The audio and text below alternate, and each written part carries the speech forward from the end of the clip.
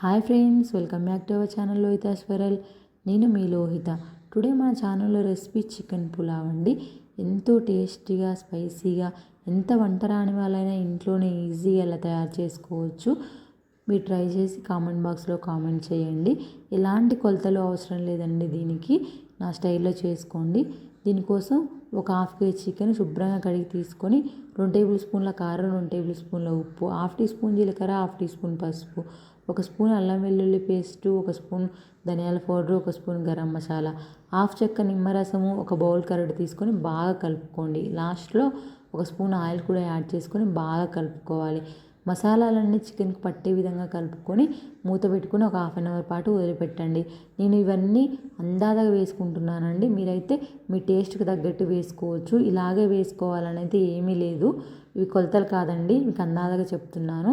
Rice కూడా 2 గ్లాసుల rice అయితే తీసుకుంటున్నాను. బాస్మతి రైసు తీసుకొని పక్కన పెట్టుకోండి. శుభ్రంగా కడుక్కొని ఒక బాండీ తీసుకొని 3 టేబుల్ స్పూన్ల ఆయిలు, సన్నగా తరుక్కున్న 5 ఉల్లిపాయలు, మన బయట బగారా రైస్కు దొరుకుతాయి కదండి ప్యాకెటు, అవి తెచ్చుకొని అవి దినుసులన్నీ అందులో వేసుకోండి. సన్నగా తరుక్కున్న 2 పచ్చిమిర్చి, హాఫ్ టీ స్పూన్ పసుపు వేసుకొని పచ్చివాసన పోయేంత వరకు కలుపుకోండి. ఆ తర్వాత మనం ముందే మ్యాగ్నేట్ చేసి పెట్టుకున్న చికెన్ ఉంది కదండి, అది కూడా అందులో వేసుకొని బాగా కలుపుకోవాలి.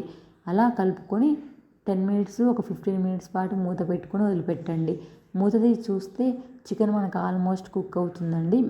ముక్క అనేది మెత్తగా అవుతుంది. ఆ స్టైల్లో వచ్చాక మనం నీట్గా కడిగి పెట్టుకున్న రైస్ కూడా అందులో వేసుకొని 5 మినిట్స్ బాగా కలుపుకొని మూత పెట్టుకోండి. మూత తీసి చూస్తే మనకు చికెను, రైస్ కుక్ అవుతూ ఉంటాయి కదా, అప్పుడు 2 గ్లాసుల రైస్కి 3.5 గ్లాసులు వాటర్ యాడ్ చేస్తున్నాను. మనం ఏ గ్లాస్తో అయితే రైస్ తీసుకున్నామో అదే గ్లాస్తో వాటర్ అనేది యాడ్ చేసుకోవాలండి. యాడ్ చేసుకొని బాగా కలుపుకొని గ్యాస్ హై ఫ్లేమ్లో పెట్టుకొని మూత పెట్టుకోండి.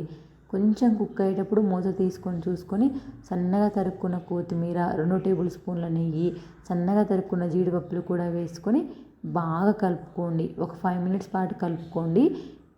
ఏం కాదు, అలా కలుపుకుంటే మనకు మసాలాలు అనేవి రైస్కు, చికెన్కు పట్టి బాగా వస్తుంది. రైస్ అనేది మనకు చాలా ఎమ్మీగా, టేస్టీగా వస్తుంది. అలా కలుపుకొని గ్యాస్ హై ఫ్లేమ్లో పెట్టుకొని మూత పెట్టుకోండి.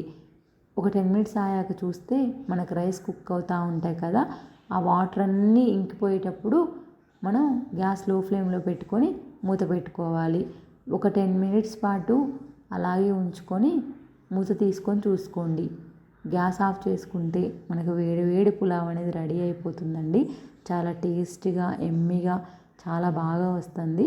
మీకు ఏమైనా డౌట్స్ ఉంటే కామెంట్ బాక్స్లో కామెంట్ చేయండి.